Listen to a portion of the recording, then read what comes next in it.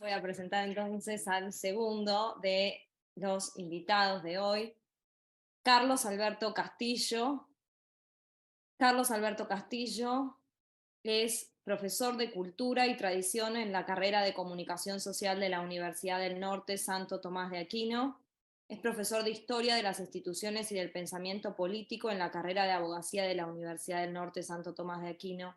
Es profesor de Formación Humanística en la Facultad de Humanidades de la Universidad del Norte Santo Tomás de Aquino. Es profesor en el Colegio FASTA, Reina de la Paz y Colegio Salesiano General Belgrano. Es investigador en el proyecto La Civilización del Amor, definición, antecedentes históricos, contenidos y proyecciones prácticas de la Universidad del Norte Santo Tomás de Aquino. También es investigador en el proyecto Estado y Libertad Religiosa en la Doctrina Social de la Iglesia, el desafío del tercer milenio, confesionalidad, laicidad, neutralidad y aseidad de la Universidad del Norte Santo Tomás de Aquino. Es autor de diversos artículos en publicaciones jurídicas y sobre cuestiones sociales en general. Le damos entonces la bienvenida a la palabra. Quisiera agradecer, igual que el doctor Asla lo hizo, digamos, a la red de universidades católicas y de orientación católica, a Alejandra, a vos, Sofía, y a Federico por toda esta invitación que tanto me honra y que tanto me alegra de poder aportar mi pequeño granito de arena. Así que bueno, gracias a todos. Bueno, yo como abogado un poco lo voy a situar al tema dentro de la objeción de conciencia en esta primera aproximación en nuestro ordenamiento jurídico nacional como un derecho personal e institucional también, que surge del artículo 19 de la Constitución Nacional. El artículo 19 dice que las acciones privadas de los hombres que de ningún modo ofendan al orden y a la moral pública y perjudican a un tercero están solo reservadas a Dios y exentas de la autoridad de los magistrados. Y sigue diciendo el artículo, ningún habitante de la nación será obligado a hacer lo que no manda la ley, ni privado de lo que ella no prohíbe. Más allá de este artículo, que sitúa la ley positiva como suprema instancia decisoria, algo que el magisterio de la Iglesia no va a compartir, sin embargo tenemos que rescatar que hay una invocación a Dios. Y es en este marco de hecho religioso que nos ubicaremos, ¿no? Porque si bien la objeción de conciencia la puede invocar cualquier persona, tenga convicciones religiosas o no la tenga, en un país como el nuestro, con una tradición religiosa y cultural predominantemente católica, la mayoría de quienes invocan la objeción de conciencia lo hacen por una cuestión religiosa, ¿no? Y por eso la enseñanza del magisterio de la Iglesia no puede dejarse de lado sobre este tema. Bueno, hecha esta aclaración del marco que le vamos a dar a la objeción de conciencia, también quiero aclarar que la mayoría de los conceptos que aquí utilizaremos son principalmente de uno de los proyectos de investigación, ¿no? El del año 2016 sobre Estado y libertad religiosa en la doctrina social de la Iglesia. ¿Ah? Y bueno, cuyo director y alma mater fue el doctor Ricardo von Buren, ¿no? Que es uno de los intelectuales más lúcidos que tenemos aquí en el norte del país, ¿no? Nobleza obliga, digamos, Ricardo fue, aunque esto date un poco mi edad, fue al proyecto, digamos, qué sé yo, lo que esté la Raval a los 5 latinos o Messi a la escaloneta, ¿no? Fue todo, digamos. Así que bueno, aclarado esto, entramos un poco más directamente en el tema, ¿no? Bueno, no sé si se puede compartir, Fede, digamos, el número 183 del Evangelium Gaudium, ¿no? Lo que nos dice el Papa Francisco. Por consiguiente, nadie puede exigirnos que releguemos la religión a la intimidad secreta de las personas, sin influencia alguna en la vida social y nacional, sin preocuparnos por la salud de las instituciones de la sociedad civil, sin opinar sobre los acontecimientos que afectan a los ciudadanos. ¿Quién pretendería encerrar en un templo y acallar el mensaje de San Francisco de Asís y de la Beata Teresa de Calcuta, hoy ya canonizada, ¿no? Ellos no podrían aceptarlo, continúa el Papa. Una auténtica fe que nunca es cómoda ni individualista, siempre implica un profundo deseo de cambiar el mundo, de transmitir valores, de dejar algo mejor detrás de nuestro paso por la Tierra. Bueno, y después continúa, amamos este magnífico planeta donde se nos ha puesto y amamos a la humanidad que lo habita con todos sus dramas, con sus cansancios, con sus anhelos y esperanzas, con sus valores y fragilidades. Y sigue diciendo que si bien el orden justo de la sociedad, ahí me tapo un poquito, y del Estado es una tarea principal de la política, la Iglesia no puede ni debe quedarse al margen en la lucha por la justicia. Todos los cristianos también, los papas están llamados a preocuparse por la construcción de un mundo mejor, ¿no? De eso, a ver, ahí, esperen un poquito. De eso se trata, porque el pensamiento social de la Iglesia es ante todo positivo y propositivo. Orienta una acción transformadora y en ese sentido no deja de ser un signo de esperanza que brota del corazón amante de Jesucristo. Al mismo tiempo, une el propio compromiso al que ya llevan a cabo en el campo social las demás iglesias y comunidades eclesiales, tanto en el ámbito de la reflexión doctrinal como en el ámbito práctico. Bueno, muy bien, fíjense, ¿no? Qué hermosa definición del Papa Francisco. Por un lado, digamos, implica la reafirmación del carácter público del hecho religioso. Por eso es que dice que nadie nos puede obligar, digamos, a encerrarnos en la intimidad secreta sin influencia alguna en la vida social y nacional. Y por el otro, conlleva la responsabilidad personal de abandonar la comodidad y el individualismo para poder efectivamente transformar el mundo. En este sentido, el Papa Francisco se sitúa en la continuidad de la enseñanza de los padres conciliares, ¿no? Del Concilio Vaticano II. Si podemos poner el número 1 de la Dignitatis Humanae,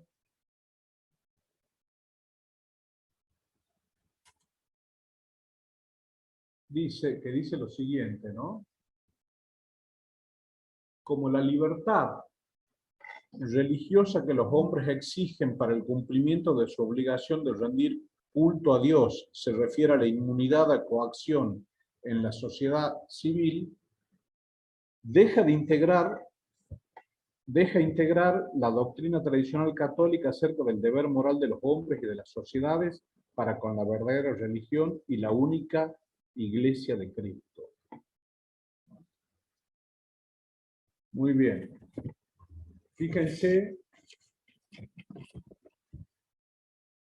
que esta definición, digamos, el número 1 de la Dignitatis Humanae, nos habla de inmunidad de coacción en la sociedad civil, ¿no?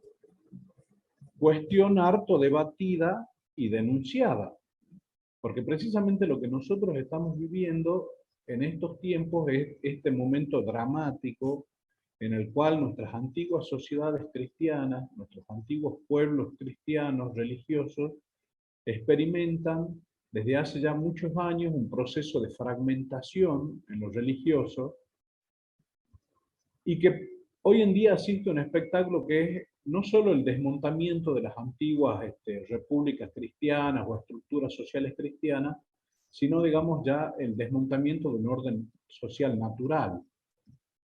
Y por eso es que vivimos estos tiempos que son incómodos para todos, ¿no? Por ejemplo, cuando se debatió el tema del matrimonio igualitario, uno de los profesores en la Facultad de Derecho de la Universidad Nacional de Tucumán planteó su disidencia sobre el mismo, y bueno, por supuesto, digamos que fue perseguido, denunciado en el INADI. El objetivo, digamos, era crearle una cátedra paralela, ¿no? Acallar toda voz disidente, ¿no? Este tema también, digamos, tiene su costado dramático, digamos, para el personal de la salud. La libertad religiosa se ve afectada, digamos, pareciera que los crucifijos en las aulas también son un signo de molestia. Jesucristo en la cruz molesta. Digamos, y si vamos hacia el resto del mundo, la situación, digamos, aún es más dramática, ¿no? el corredor de la muerte en Pakistán, por donde estuvo Asia Bibi, el Estado Islámico, Boko Haram, los atentados permanentes. Digamos, la situación, digamos, es compleja, ¿no? En el Catecismo de la Iglesia Católica, digamos en el número 2136, enseña que el deber de dar a Dios un culto auténtico corresponde al hombre individual y socialmente considerado. Entonces, dentro de lo que sería el marco, digamos, de la objeción de conciencia, como parte incluso de este hecho religioso, hay, digamos, un deber del hombre, digamos, de darle el culto a Dios, ¿no? Fíjense lo que dice el número 2 de las Dignitates Humanas, si lo podemos poner.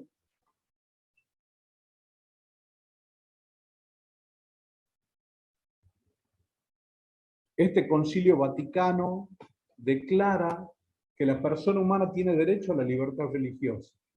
Esta libertad consiste en que todos los hombres han de estar inmunes de coacción, tanto por parte de individuos como de grupos sociales y de cualquier potestad humana.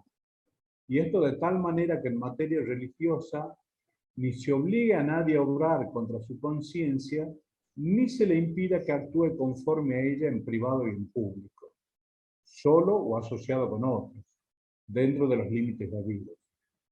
Declara además que el derecho a la libertad religiosa está realmente fundado en la dignidad misma de la persona humana, tal como se la conoce por la palabra revelada de Dios y por la misma razón natural.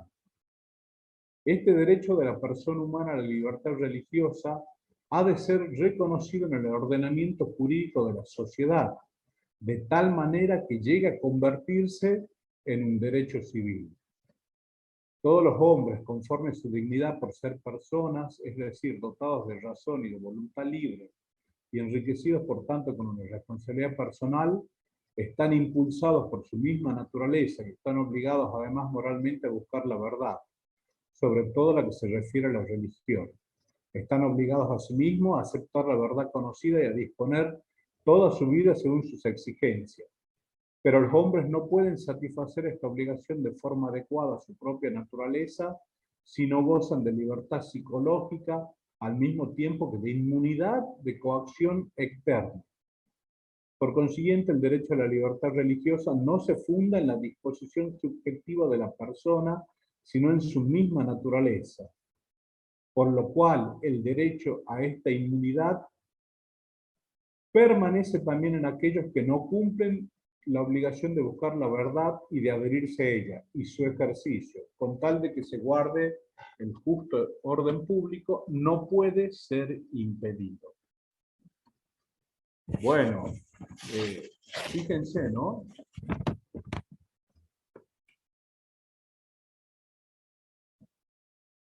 El concilio, los papas posteriores, el catecismo de la Iglesia Católica presentan a la libertad religiosa como un derecho natural. Es un derecho natural, no positivo, es decir, que no es concedido por el Estado ni convenido por los ciudadanos entre sí, sino fundado en la propia naturaleza humana. Lo que, digamos, nos está pidiendo el magisterio de la Iglesia es que ese derecho debe ser positivizado, debe ser consagrado en las legislaciones de los estados. Y es lo que, digamos, hoy en día, con las leyes, digamos, de interrupción voluntaria del embarazo, es lo que es vulnerado, ¿no? Ese derecho a respetar la conciencia, digamos, es vulnerado por una imposición estatal, ¿no? Después, más adelante, digamos, compañeros del curso van a ir exponiendo y haciendo las disquisiciones sobre lo que sería, digamos, la objeción de conciencia personal y la objeción de conciencia institucional, que es con lo que hoy incluso nos están corriendo, podríamos decir, ¿no? El Catecismo de la Iglesia Católica, ya podemos cerrar si quiere, Federico, digamos, en el número 2106, dice que en materia religiosa ni se obligue a nadie a actuar contra su conciencia, ni se le impide que actúe conforme a ella, público o privadamente, solo o asociado con otro. e insiste, digamos, con lo que estábamos ya diciendo recién, que este derecho se funda en la naturaleza misma de la persona humana, cuya dignidad le hace adherirse libremente a la verdad divina, que trasciende el orden temporal. Por eso permanece aún en aquellos que no cumplen la obligación de buscar la verdad y adherirse a ella. Muy bien. Este principio, este derecho a la objeción de conciencia tiene fundamento en la dignidad humana. Por supuesto, digamos que tiene límites, ¿no? Que sería, digamos, por ejemplo, el principio moral de la responsabilidad personal y social, que lleva a considerar los derechos ajenos y sus deberes para con los demás y para el bien común de todos. Pero más allá de los límites que existe, ¿no? Hoy en día, como decía hace un rato, asistimos a un espectáculo, digamos que es el desmontamiento del orden social cristiano, y ni siquiera, digamos, está quedando en pie, digamos, un orden social natural, sino, digamos, que se está buscando precisamente que hasta este orden natural desaparezca. Y es por eso, digamos, que experimentamos esta sensación de angustia, este avasallamiento, digamos, de los derechos que provienen no de una concesión graciosa que nos pueda hacer el Estado, ni de una convención entre partes, sino que en la dignidad de la persona humana está la libertad de su conciencia. Está en la propia, es un derecho natural. Y por lo tanto, lo que tienen que hacer los Estados, lo que tiene que hacer el Estado argentino en este caso es reconocerlo expresamente, respetarlo y no avasallarlo. Ese sería, digamos, un poco como el fundamento de orden ontológico natural y el aporte, digamos, desde la visión de la Iglesia Católica, que es, porque, digamos, convengamos que desde alguna perspectiva uno tiene que situarse para exponerlo, ¿no? Y uno, particularmente de acuerdo a las convicciones que tiene, sabe que en el fondo de todo el magisterio de la Iglesia representa y protege, digamos, los derechos de las personas, en este caso, de quienes en su mayoría profesan la fe católica en nuestro país. Así que bueno, eso sería un poco el marco en el cual yo he querido situar, digamos, este derecho de objeción de la conciencia como parte del derecho, digamos, a la libertad religiosa. Así que bueno, quedo, digamos, ya a disposición de ustedes para las preguntas o lo que quieran.